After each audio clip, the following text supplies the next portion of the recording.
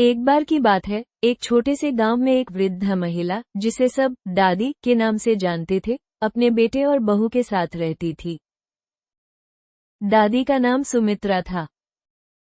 वो अपने जीवन के अंतिम पड़ाव पर थी, लेकिन उसके दिल में भगवान के प्रति अटूट श्रद्धा थी।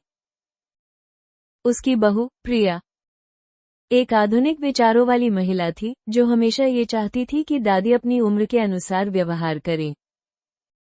एक दिन प्रिया ने दादी को घर से बाहर निकाल दिया। आप यहाँ रहकर हमारी जिंदगी को मुश्किल बना रही हैं। आपको अब अपने लिए कुछ करना चाहिए, प्रिया ने कहा। दादी ने चुपचाप अपनी चीजें उठाई और गांव के बाहर एक आश्रम में रहने चली गई। वहां उन्होंने अपने लिए एक नया जीवन शुरू किया। आश्रम में सुमित्रा ने अन्य वृद्ध लोगों के साथ मिलकर भगवान की भक्ति करना शुरू किया। वो रोज सुबह उठकर प्रार्थना करती, भजन गाती और ध्यान करती। धीरे धीरे आश्रम के लोग उसे प्यार करने लगे। उसकी सरलता और भक्ति ने सभी का दिल जीत लिया। एक दिन दादी ने सोचा कि उसे अपने बेटे और बहू के पास लौटना चाहिए। उसने प्रिया को एक पत्र लिखा, जिसमें उसने अपनी भावनाएं साझा की। मैंने यहाँ भक्ति में शांति पाई है, लेकिन मैं तुमसे और अपने बेटे से मिलना चाहती हूँ, उसने लिखा। कुछ दिनों बाद प्रिया और उसका पति आश्रम आए। दादी ने उन्हें देखकर मुस्कुराई।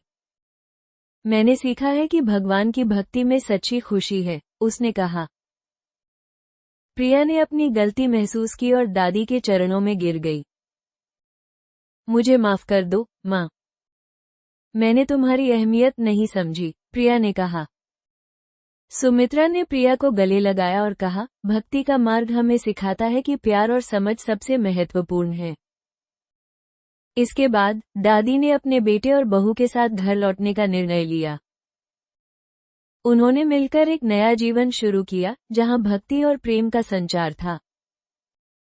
आश्रम में बिताए समय ने सुमित्रा को और भी मजबूत बना दिया था। अब वो न केवल अपनी बहू के लिए एक माँ थी, बल्कि एक मार्गदर्शक भी। इस प्रकार दादी ने न केवल अपनी बहू को समझाया, बल्कि परिवार में एक नई रोशनी भर दी।